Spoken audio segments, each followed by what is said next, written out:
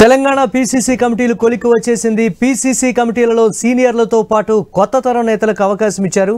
పీఏసీలోనూ సమూల మార్పు చేసింది. అధిష్టానం నిర్ణయం తీసుకుంది. అన్ని వర్గాలకు ప్రాతినిధ్యం కల్పిస్తూ 22 మందితో కమిటీలు ఏర్పాటు చేసింది. పీసీసీ కమిటీలను ప్రకటించడంతో ఏ క్షణమైనా పీసీసీ కూర్పు ప్రకటన ఉండే అవకాశం ఉందని చర్చ జరుగుతోంది. వీటితో పాటు పునర్విభజన, సంవిధాన్ బచావో కార్యక్రమ, క్రమశిక్షణ వ్యవహారాల కమిటీలను కూడా ఏర్పాటు చేసింది. మొత్తం 70 మందికి పైగా అవకాశం కల్పించింది. ముఖ్యమైన నాయకులు అందరికీ స్థానం కల్పించింది. పీసీసీ కొత్త కార్యవర్గం కూడా ఏ క్షణంలోనైనా ప్రకటించే అవకాశం ఉందని కాంగ్రెస్ వర్గాలు భావిస్తున్నాయి. మంత్రివర్గ విస్తరణకు కూడా గ్రీన్ సిగ్నల్ లభించవచ్చని అనుకుంటున్నారు. మంత్రివర్గ విస్తరణలో ఎస్టీల నుంచి కూడా ఒకరికి అవకాశం ఉండొచ్చని చెప్తున్నారు. పీఏసీ, సలహా కమిటీ, క్రమశిక్షణ వ్యవహారాల కమిటీలో సీనియర్లకు, అన్ని సామాజిక వర్గాలకు అధిష్టానం సముచిత ప్రాధాన్యతనిచ్చింది. గతంలో కీలకమైన కమిటీల్లో చోటు లేని పలు సామాజిక వర్గాల నేతలకు ఈసారి కులగణన నేపథ్యంలో అవకాశం లభించింది. అయితే పీసీసీ కార్యవర్గం కూడా భారీగానే ఉంటుందా? మంత్రి పదవి ఆశించే వారికి పీసీసీలో స్థానం ఇచ్చి జో కొడతారా అన్న ప్రశ్నలు కూడా వినిపిస్తున్నాయి.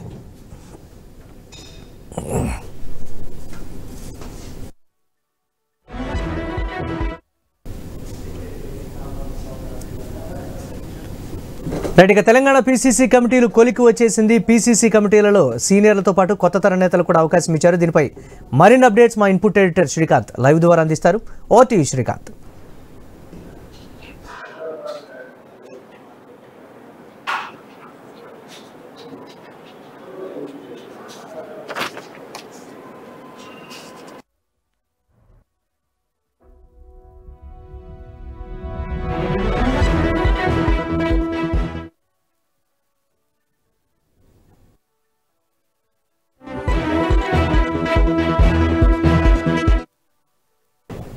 Yes, OTV Srikanth. Murali, good morning. So మొత్తానికి అంటే మంత్రివర్గ విస్తరణ ఎప్పుడు ఉండబోతోంది ఏంటి అన్నదానికి కొంత ఆశాజనకంగా ఇప్పుడు అధిష్టానం అయితే కొంత కీలక నిర్ణయం తీసుకుంది. టీపీసీసీలో కొన్ని కీలకమైనటువంటి కమిటీలు నియమించడం జరిగింది.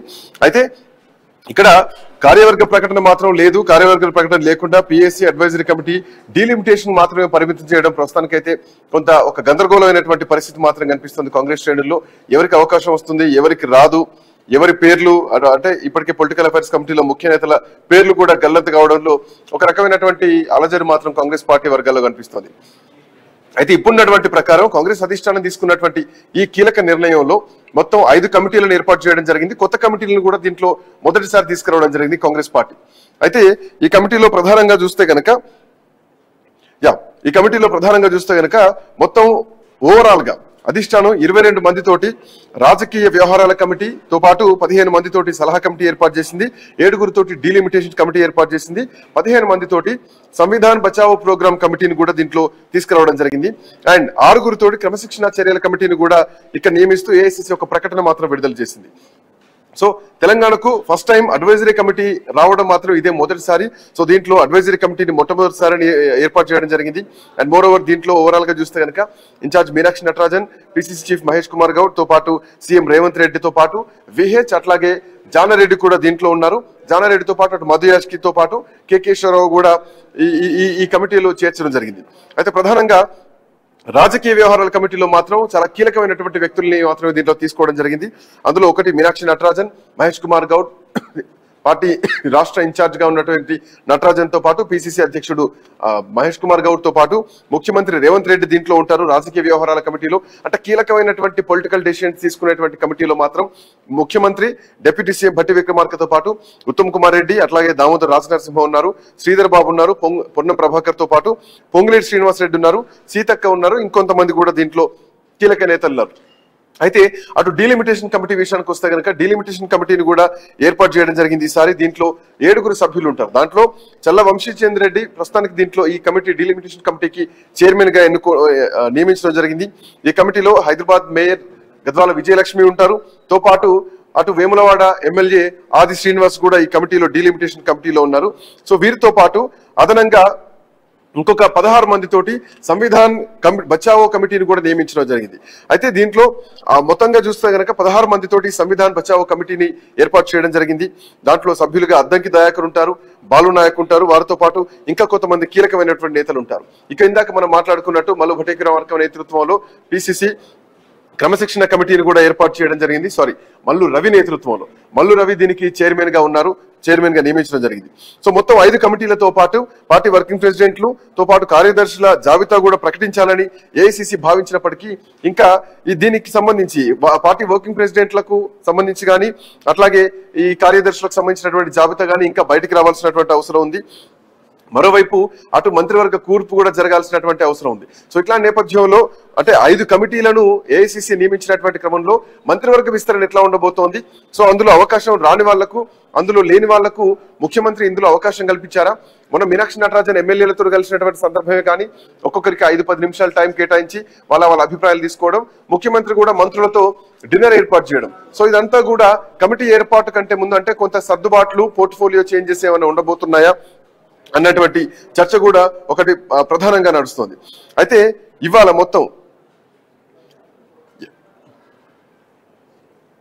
సో 5 కమిటీలతోటి పార్టీ వర్కింగ్ ప్రెసిడెంట్లు, కార్యదర్శుల జాబితా కూడా ప్రకటించాల్సినటువంటి అవసరం ఉంది.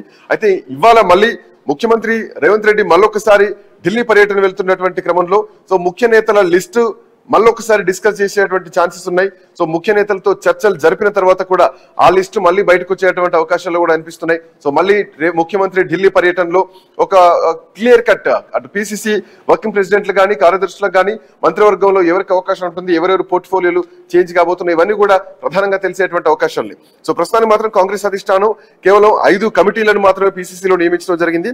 ఆ 5 కమిటీలో కీలకమైనటువంటి నేతల దీంట్లో అకామిడేట్ చేయడం జరిగింది. ఓవరాల్ గా 22 మందితోటి రాజకీయ వ్యవహారాల కమిటీ, 15 మందితోటి సలహా కమిటీ, 7 డీలిమిటేషన్ కమిటీ, 16 మందితోటి సంవిధాన్ బచావో ప్రోగ్రామ్ కమిటీ, 6 క్రమశిక్షణ చర్యల కమిటీ నియమిస్తూ కూడా ఏఐసిసి ప్రకటన విడుదల చేసింది. ఇంకా ఇందాక మనం మాట్లాడుకున్నట్టు కొంతమంది పేర్లు కూడా గల్లంతయ్యాయి. కొంతమందిని అంటే ఒక దాంట్లో ఉన్న వాళ్ళను ఇంకొక దాంట్లోకి షిఫ్ట్ చేశారు, కొంతమంది పాత వాళ్ళను. అండ్ ఇక్కడ ఇంకోటి ఏంటంటే పాత కొత్త మేళవింపు మాత్రం ఇక్కడ కనిపిస్తోంది. పాత తరం కొత్త తరం కాంగ్రెస్ పార్టీ నాయకులను దీంట్లో ప్రధానంగా తీసుకున్నది మాత్రం స్పష్టంగా కనిపిస్తోంది. సో అదే ఏ తరానికి ఆ తరం, ప్రతి తరం ఆలోచనలను ఈ కమిటీలో ఉండేలాగా కాంగ్రెస్ పార్టీ ఏఐసిసి మాత్రం చాలా కీలకమైనటువంటి నిర్ణయం మాత్రం తీసుకుందని చెప్పాలి. సో ఓవరాల్ గా ఈ సంవిధాన్ బచావో క్రమశిక్షణ వ్యవహారాల కమిటీని కూడా ఏర్పాటు చేయడంతో పాటు మొత్తంగా ఓవరాల్ గా ఒక 70 మందికి దీంట్లో అవకాశం అయితే కలిగిందని చెప్పాలి. ముఖ్య నాయకులందరికీ కూడా స్థానం కలిగించింది. తో పాటు అన్ని సామాజిక వర్గాలకు కూడా ప్రాధాన్యత ఇచ్చింది.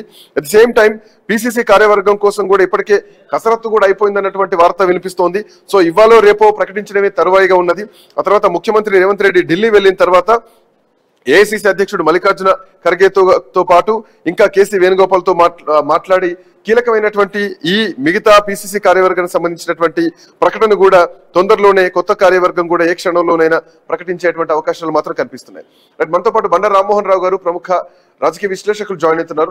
రామ్మోహన్ రావు గారు, సో మొత్తానికి కాంగ్రెస్ పార్టీలో ఒక అడుగు పార్టీ పరంగా అయితే పడింది. సో మంత్రివర్గ విస్తరణ అనుకున్నాం, తో పాటు పిసిసి కార్యవర్గ కమిటీలు కూడా ఏర్పాటు చేయాలి, దాంట్లో ఎవరెవరికి అవకాశాలు ఉంటాయి ఏంటి అన్న చూడొచ్చు. సో ఇప్పుడు ఈ కమిటీలను ఏర్పాటు చేసి ఆల్మోస్ట్ ఒక 70 మంది వరకు పాత కొత్త వాళ్లకు సామాజిక వర్గాల పరంగా అవకాశాలు కల్పించింది మాత్రం కనిపిస్తోంది. ఇంకా పిసిసి కార్యదర్శులు కానీ వర్కింగ్ ప్రెసిడెంట్లు కానీ ఇంకా ప్రకటించాలి. సో ఎట్లా చూస్తున్నారు ఈ కమిటీలను, తో పాటు రాబోయేటువంటి ప్రకటనలు ఎట్లా చూస్తున్నారు రామ్మోహన్ రావు గారు? శ్రీకాంత్ గారు, మీకు ఐన్యూస్ ప్రేక్షణ నమస్కారం. 2 నిమిషాలు కూడా ఇందులో అట్నుంచి నాకు వస్తుంది. యాక్చువల్ గా మంత్రివర్గం విస్తరణ కన్నా ముందు ఈ అసంతృప్తులను చల్లార్చడానికి రకరకాల కమిటీల పేరు మీద ఇక్కడి నుంచి మొదలు పెట్టినారు. ఇవాళ 75 మందికి పైగా అన్ని రకాల కమిటీలు, 5 కమిటీలు. ఈ 5 కమిటీలు గతంలో ఉండకపోయాయి. మొట్టమొదటి పిఎస్సి ఒకటి, పొలిటికల్ అభివృద్ధి కమిటీ ఒకటి, అట్లాగే సలహా సంఘం కూడా కొత్తగా వేశారు. దాని కారణం కూడా చెప్పాలి నేను. మూడవది మనకు మన క్రమశిక్షణ సంఘం, ఈ 2 ఉండేది ఎప్పుడైనా కూడా. బిఎస్సి ఒకటి, క్రమశిక్షణ సంఘం ఒకటి, అన్ని పార్టీల్లో ఉంటాయి. దాంతో పాటు ఏంటంటే మొత్తం కార్యవర్గం ఒకటి ఉంటుంది. ఇప్పుడు కార్యవర్గం సెకండ్ ఫేజ్ అన్నమాట. ఇప్పుడు ఏమైందంటే మొదల్లో ఈ 5 కమిటీలు వేశారు. ఇందులో ఈ 3 కమిటీలు కొత్తవే. ఏది సలహా సంఘం కానీ, డిలిమిటేషన్ కమిటీ కానీ, సంవిధాన కమిటీ కానీ. సంవిధానం గురించి ఈ మధ్య చర్చ వస్తుంది. అంటే బీజేపీ రాజ్యాంగాన్ని అవమానిస్తూ రాజ్యాంగాన్ని హననం చేస్తుంది అనే దాని మీద దేశవ్యాప్తంగా రాజ్యాంగ పుస్తకం పట్టుకొని మన రాహుల్ గాంధీ గారు తిరిగారు. పాదయాత్రలు అదే అన్నారు. ఆఖరికి పార్లమెంట్ వేదిక కూడా చాలాసార్లు చెప్తున్నారు. ఒక దేశంలో నేను ఒక మాట అంటున్నాను, రాహుల్ గాంధీ ఇంకా 100 ఏళ్ళు బతుకున్నారని కోరుకుంటున్నాను, కానీ అంబేద్కర్ చేతిలో పుస్తకం పెట్టడం, రేపు పొద్దున గాంధీ చేతిలో భగవద్గీత ఎట్టడం, రేపు రాహుల్ గాంధీ ఫోటో వేస్తే మాత్రం ఈ పుస్తకం అయితే రాజ్యాంగ సంవిధాన పుస్తకం ఉండే పరిస్థితి తీసుకొస్తున్నారు. సరే విగ్రహాలు రాకపోతే రాహుల్ గాంధీ ఫోటో వేస్తే ఆ సంవిధాన పుస్తకం, రాజ్యాంగ పుస్తకం అనేది ఇప్పుడు ఆయన ప్రత్యేకించి ఎన్నుకున్నారు అనుకోవచ్చు. అందుకని సంవిధాన కమిటీ కూడా ఓటేశారు. ఫస్ట్ ఏం చేస్తారంటే మీ ఏదైతే ఫస్ట్ కమిటీ ఉందో పిఎస్సిలో అనుభవజ్ఞులు ఉన్నారు. అందులో ముఖ్యమైన పదవుల్లో ఉన్న వాళ్ళు అంటే ఇన్ఛార్జ్ నటరాజన్తో పాటు మొదలుకొని మీనాక్షితో పాటు ఆల్మోస్ట్ ఆల్ పై స్థాయి అందరూ ఉన్నారు. అందులో ఏం తెలవలేదు. కానీ అవే కమిటీలో ఉన్న పేర్లు 3 ఇట్లలో మళ్ళీ రిపీట్ అయ్యింది చూస్తున్నాం మనం. సలహా సంఘాలు మాత్రం సలహా సంఘం వేయడానికి ఏంటంటే పనికిరాని చెత్తను, ఈ మాట అంటున్నాను, పనికిరాని చెత్తను అప్పుడప్పుడు ఏం చేస్తారంటే సలహా సంఘాలు అంటే ఆరాం గురించి రాజకీయాలు చేయమని పక్కన పెడతారని విమర్శ ఉంది. సరే, దాని మీద విమర్శలు కాంగ్రెస్ పార్టీ వాళ్ళు ఒప్పుకోకపోయినా బయట వాళ్ళకి ఏంటంటే సలహా సంఘాలు పెట్టారంటే వీళ్ళ అనుభవాన్ని వాడుకుందామని ఒక రకంగా చెప్పవచ్చు. అంటే వీళ్ళు ఎబో 75 పైన ఉన్నారు. సలహా సంఘాలు ఉన్న వాళ్ళు ఎవరు కూడా ఎవరు జగ్గారెడ్డి తప్ప, జగ్గారెడ్డి ఆ ఏజ్ కాదు కనుక మిగతా వాళ్ళందరూ ఎబో 70-75 పైన ఉన్నారు. సలహా సంఘం అనేది పెద్దగా మీకు పదవులు ఆశించకండి, ఇక్కడ సరిపోతుంది మీకు అనే ఒక ఫుల్ స్టాప్ పెట్టడానికే నేను అనుకుంటున్నాను. ఇక డిలిమిటేషన్ కమిటీ చాలా ముఖ్యమైన డిలిమిటేషన్ కమిటీ అవసరమైంది కూడా శ్రీకాంత్ గారు. డిలిమిటేషన్ కమిటీ ఎందుకు ముఖ్యమైనది అంటే రేపు 2026లో జనాభా లెక్కలు చేసి ఆ తర్వాత ఏదైతే కసరత్తు చేస్తున్నారో దానికోసం డిలిమిటేషన్ కమిటీ 7 వేశారు. వంశీచంద్ర రెడ్డి అర్హుడే.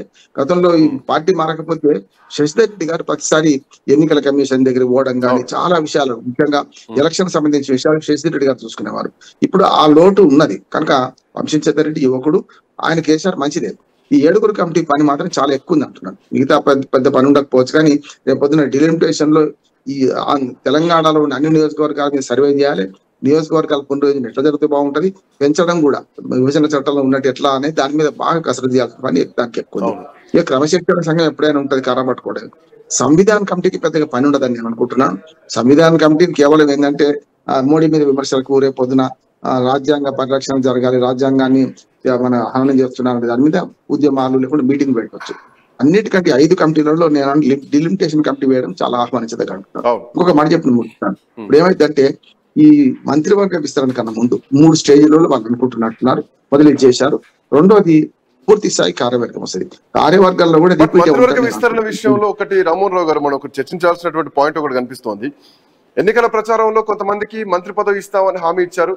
సో దాంట్లో ఈ మధ్య కాలంలో కొంతమంది బహిరంగంగానే కోమటిరెడ్డి రాజగోపాల్ రెడ్డి లాంటి వ్యక్తులు కానీ, అట్ ద సేమ్ టైం చాలా రోజుల నుంచి వెయిట్ చేస్తున్నటువంటి వాకిటి శ్రీహరి కానీ, సో వీళ్ళంతా కూడా మంత్రి పదవుల కోసం ఆశిస్తున్నవారు. ఆది శ్రీనివాస్ పేరు రావడం జరిగింది, అద్దంకి దయాకర్ పేరు వచ్చింది, అటు విజయశాంతి పేరు వచ్చింది, చాలా మంది పేర్లు వచ్చాయి. అటు నిజామాబాద్ నుంచి సుదర్శన్ రెడ్డి పేరు కానీ, రకరకాల పేర్లు వినిపించినా కానీ ఈ మంత్రివర్గ విస్తరణలో ఎవరైతే బెర్త్ కోరుకుంటున్నారో శ్రీహరి, ఇందాక మనం మాట్లాడుకున్నట్టు సుదర్శన్ రెడ్డి, ప్రేమ్ సాగర్ రావు, ఆది శ్రీనివాస్ కానీ, బీర్లా ఐలయ్య కానీ వీళ్ళకు రాజకీయ వ్యవహారాల కమిటీలో చోటు లభించింది. అండ్ మోర్ ఓవర్ ఏంటంటే వాళ్ళకు ఖచ్చితంగా మంత్రివర్గ విస్తరణలో వాళ్ళకి ఖచ్చితంగా అవకాశం ఉంటుందని భావించినటువంటి రాజగోపాల్ రెడ్డి కానీ, వివేక్ కానీ, వీళ్ళిద్దరు ఏదైతే ఉందో, సో వీళ్ళిద్దరు పేర్లు ఇక్కడ ఈ కమిటీలో రాలేదు. సో రాకపోవడం వల్ల వీళ్ళకి మంత్రి పదవి బెర్త్ కన్ఫర్మ్ అయిందా? సో ఆల్రెడీ మాట ఇచ్చిన వాళ్ళ పరిస్థితి ఏమిటి? సో వాళ్ళకి మంత్రి పదవి రానట్టయినా వాళ్ళందరినీ ఇక్కడ అకామిడేట్ చేసి బుజ్జగించి సాటిస్ఫై చేసేటువంటి ప్రయత్నం జరిగిపోయింది అనుకోవాలా? ఖచ్చితంగా మీరు అన్నదాంతో వాస్తవం ఉన్నది. ఎందుకంటే వీళ్ళిద్దరికి హామీల పూట, వీళ్ళిద్దరిది కూడా అంటే మీరు పార్టీ మారితే మీకు మంత్రి పదవులు ఇస్తామని హామీతో వచ్చాం, లేకపోతే నాకు చాలా అవకాశాలు ఉండే బీజేపీలో ఉండి ఇప్పటికే నాకు కేంద్ర మంత్రిగా వచ్చేదని కూడా వివేక్ మొన్న అన్నాడు కదా. కానీ రాజగోపాల్ రెడ్డి కానీ, వివేక్ కానీ ఆశించడం తప్పలేదు. కానీ వాళ్ళని పక్కన పెట్టడం, వాళ్ళు ఈ కమిటీలో చోటు కల్పించకపోవడం వల్ల కొంత అనుమానాలకు దారితీస్తుంది. ఈ మిగతా మీరు అన్న ఆది శ్రీనివాస్ కానీ, లేకపోతే మనకు సంపత్ కానీ, వీళ్ళ ముందు ఉన్నారు కదా మన శ్రీహరి కానీ, వీళ్ళని తీసుకోవడం ఏముందంటే మీకు ఇక్కడికే పరిమితంగా అండి, పార్టీలో మీకు యువతకు ప్రాధాన్యత ఇచ్చినట్టే కదా. నిజంగా చెప్పాలంటే అసలైన యువతకు ఇంకా ప్రాధాన్యత దక్కలేదని నేను అంటున్నాను. ఎందుకు దక్కలేదు అంటున్నానంటే ఇప్పుడు ఉదాహరణకు ముందున్నట్టు కాదు కానీ చాలా మంది మనకు కత్తి వెంకటస్వామి గారి లాగా ఉద్యమకారులు ఉన్నారు, పార్టీలో కష్టకాలంలో పనిచేసిన వాళ్ళు ఉన్నారు. వాళ్ళకి ఇక్కడ ఏ కమిటీలో ప్రాధాన్యత దక్కలేదు కదా. కనీసం పిసిసిలో దక్కదో తెలియదు కానీ ఇప్పుడు ఈ 75 మంది అయితే వెంకటస్వామి గారు లేనట్టే ఉన్నట్టు మరి చెప్పాలి. నేను మొత్తం కమిటీ చదవలే కదా చెప్తున్నాను.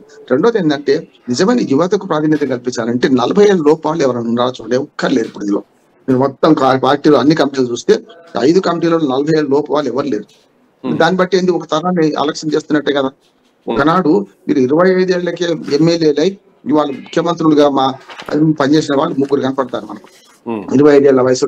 ఉదాహరణకు రాజశేఖర్ రెడ్డి గారు గతంలో, అట్లాగే చంద్రబాబు నాయుడు గారు మొదటిసారి అంటే 25 ఏళ్ళు అర్హత ఎమ్మెల్యేకి పోటీ చేయడానికి.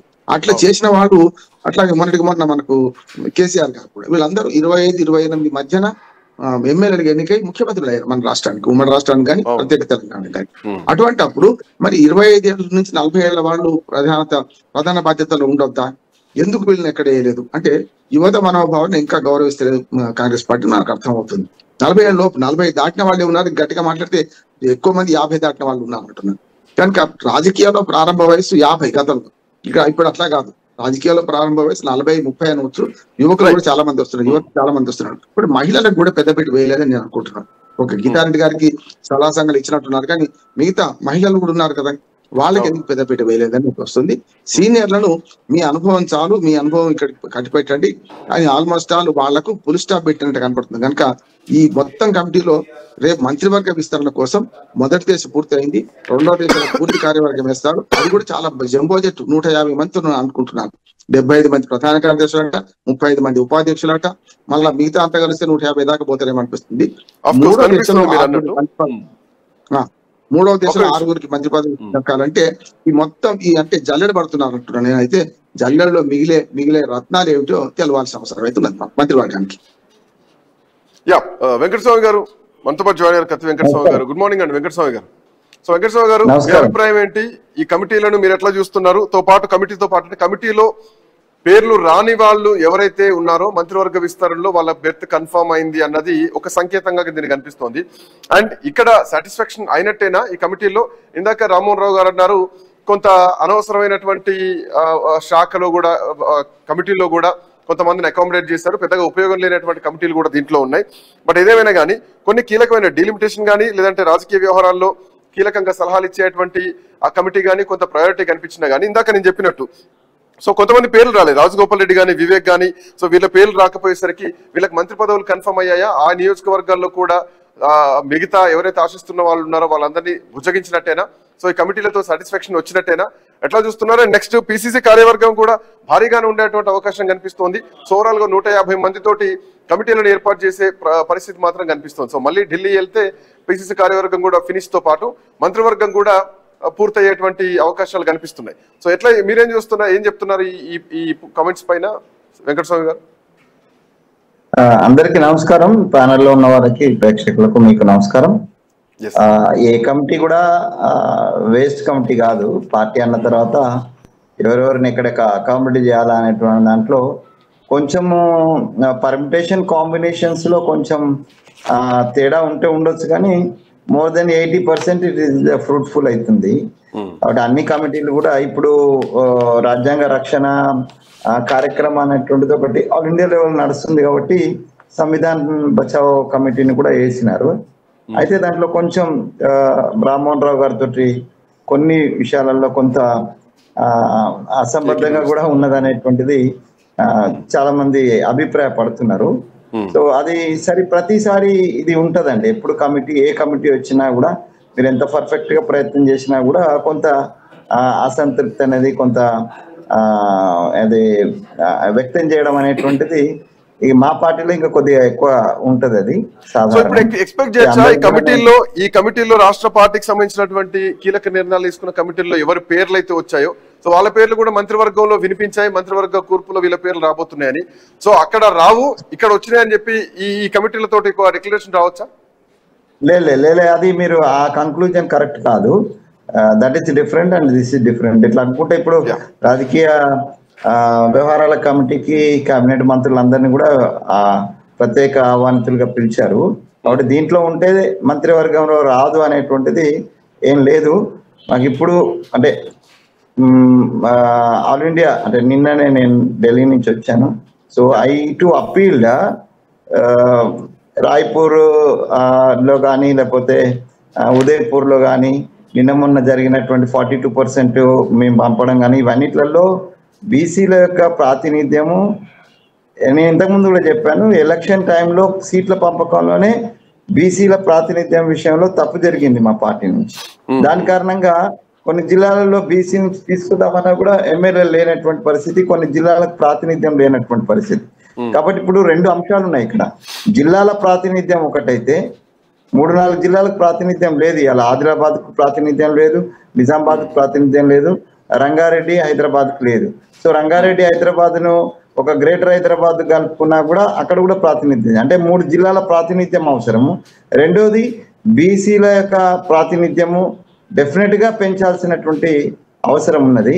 సో ఆ దృష్ట్యా ఇప్పుడు శ్రీహరి గారికి ఆడ కమిటీలో ఇచ్చింది కాబట్టి ఆర్ శ్రీనివాస్ గారి పేరు కూడా వినబడుతుంది. సో ఇచ్చింది కాబట్టి ఇక్కడ ఇయ్యరు అనేటువంటిది అయితే ఏమి ఉండదండి. డెఫినెట్ గా దానికే దీనికే. సో రాజకీయ వ్యవహారాల కమిటీలో వచ్చినంత మాత్రాన మంత్రివర్గంలో లాదని కానీ, లేదా రాజకీయ వ్యవహారాలలో పక్కన పెట్టినారు కాబట్టి వివేక్ గారి పేరు లేకపోతే రాజగోపాల్ వారికి కంపల్సరీ బర్త్ ఉంటది అనేటువంటిది కూడా ఏం కాంగ్రెస్ పార్టీకి మొదటి నుంచి క్రియాశీలకంగా ఉన్నారు. పార్టీలో ప్రస్తుతానికి చాలా కీలకంగా ఉన్నటువంటి కొంతమంది మంత్రుల పేర్లు కూడా, అంటే ఇప్పటికే రాజకీయ వ్యవహారాల్లో ఒకటి మనం ప్రధానంగా చూసుకుంటే కనుక ఈ కమిటీలో 22 మందిలో 8 మంది పేర్లను ఇక్కడ ప్రస్తావించింది ఏఐసిసి. కోమటిరెడ్డి వెంకటరెడ్డి, తుమ్మల నాగేశ్వరరావు, జూపల్లి కృష్ణారావు, కొండ సురేఖ పేర్లు మాత్రం తీసుకోలేదు. ఒక స్పెషల్ ఇన్వైటీలుగానే వీళ్ళని తీసుకోవడం జరిగింది. సో దీనిపైన ఎట్లా చూస్తున్నారు? సో అడ్వైజరీ కమిటీలో ఏమైనా గందరగోళం ఉండేటువంటి అవకాశం ఉందా ఈ వ్యవహారంలో? మెయిన్ పొలిటికల్ అఫైర్స్ కమిటీ అంటే పొలిటికల్ అఫైర్స్ కమిటీలో అందరు క్యాబినెట్ మినిస్టర్లు తీసుకున్నారు. క్యాబినెట్ మినిస్టర్ అందరు కూడా స్పెషల్ ఇన్వైటీస్ గా పెట్టినారు కాబట్టి అదేం పెద్ద ఇబ్బందికర పరిస్థితి కాదు. పొలిటికల్ అఫైర్స్ కమిటీ యొక్క లిమిటేషన్స్ కూడా చాలా ఉంటాయి. ఇప్పుడు యాక్చువల్లీ ఇప్పుడున్న పరిస్థితిలో అయితే పొలిటికల్ అఫైర్స్ కమిటీ రాబోయే ఎలక్షన్స్ కు సంబంధించింది మాత్రమే దానికి సంబంధించినటువంటి వ్యవహారం ఎక్కువ ఉంటది. కాబట్టి ఇప్పుడు as and today political affairs committee యొక్క యాక్టివిటీ కొద్దిగా తక్కువనే.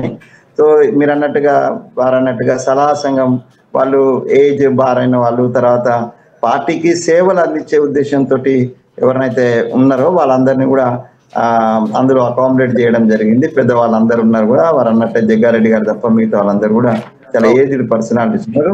నిజంగా కూడా దాన్ని మంచిగానే కోఆర్డినేట్ చేసుకుంటే ఇటు ప్రభుత్వ పరంగా అటు పార్టీ పరంగా ఆ సలహా కమిటీ కనుక కొంచెం ఏమంటారు ఒక డైనమిక్ రోల్ ప్లే చేస్తే మాత్రం that will be very useful for the party, both the party and the government అనేది నేను భావిస్తున్నాను. ఇంకా మిగతా కమిటీలలో క్రమశిక్షణ సంఘం డీలిమిటేషన్ విషయం చెప్పినారు, మంచి కమిటీ. బట్ దాంట్లో అంటే నేను ఐ ఫీల్ అంటే రాష్ట్రం యొక్క నైసర్గికమైనటువంటి స్వరూపం కానీ, తర్వాత నియోజకవర్గాల యొక్క పూర్తి అవగాహన కానీ ఉన్నటువంటి వాళ్ళని వేస్తే బాగుండేది. దాంట్లో సరే వంశీచందర్ రెడ్డిని లీడ్ పెట్టినారు, is a very dynamic and active, అది ఆయన పనిచేస్తున్నాడు. సో మిగతా వాళ్ళు నేను ఒక విషయం 2 సార్లు 18లోను 23లోను నేను 119 నియోజకవర్గాలకు సంబంధించినటువంటి ఒక రిపోర్ట్ ను మా అధిష్టానానికి నేను సబ్మిట్ చేసిన. నాకు అప్రిషియేషన్ కూడా కేసీ వేణుగోపాల్ నుంచి, రాహుల్ గాంధీ నుంచి ఆ రిపోర్ట్ మీద, అప్పుడు భక్త చరణ్ దాస్ నుంచి, మొన్న ఇది మురళీధరన్ నుంచి నాకు అప్రిషియేషన్ కూడా వచ్చింది. అంటే ఒక కరెక్ట్ ఇన్ఫర్మేషన్, అంటే గ్రౌండ్ ఇన్ఫర్మేషన్ ఇచ్చిన నేను. సో మరి నేను వేరే ఎక్స్పెక్ట్ చేస్తలేను కానీ నియోజకవర్గాల పునర్విభజన కమిటీలో నాలాంటి వాళ్ళు ఉండడం అయితే అవసరము. అంటే నాకేం డౌట్ సర్దుబాటు చేస్తారు, అవి ఏమన్నా ఉండేది ఉంటే. సో మీకు ఆ నమ్మకం ఉందా? సర్దుబాటు చేస్తారేమన్నటువంటి నమ్మకం ఏమైనా ఉందా? చేస్తారండి, తప్పనిసరిగా చేస్తారు. ఎందుకంటే పర్మిటేషన్ కాంబినేషన్ లో కొంచెం అక్కడిక్కడ జరిగినాయి అనేటువంటిది మేడం పర్టికులర్ గా షీజ్ అన్ ఆర్గనైజర్. ఇప్పుడు నటరాజన్ గారు ఆమె దృష్టికి తీసుకెళ్లి కరెక్ట్ గా ప్రజెంట్ చేస్తే డెఫినెట్ గా దీంట్లో కొన్ని మార్పులు చేర్పులు అయితే ఉంటాయి.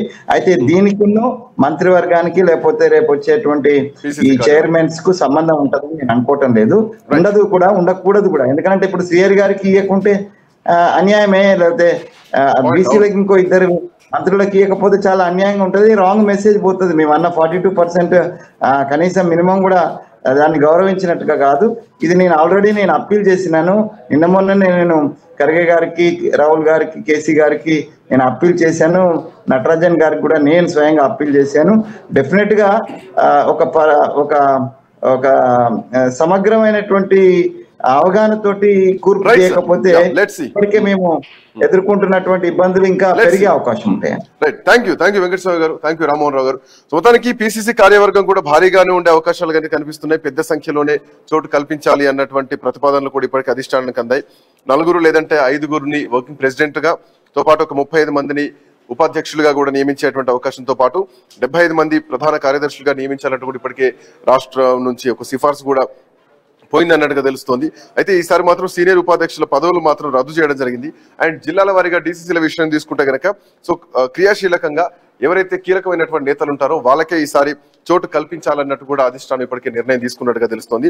సో కాంగ్రెస్ పార్టీ అధిష్టానం తీసుకున్న ఈ పిసిసిలో కమిటీలు ప్రస్తుతానికి మాత్రం 5 కమిటీలు, సో అన్ని సామాజిక వర్గాలని బెరీజ్ వేసుకుంటూ కమిటీలను అయితే నియమించడం జరిగింది. అయితే మంత్రివర్గ విస్తరణకి ఈ కమిటీలకు సంబంధం ఉండదు. బట్ దీంట్లో రాకపోయినా మంత్రులుగా వస్తారా, మంత్రులుగా పేర్లు వాళ్ళవి ఉంటాయి ఈ కమిటీలో లేకపోతే అన్నటువంటి చర్చ, గందరగోళం ఇంకోటి మాత్రం కనిపిస్తుంది. Let's see, that's all for now. Next updates continue అయితే కీప్ వాచింగ్ ఐ న్యూస్.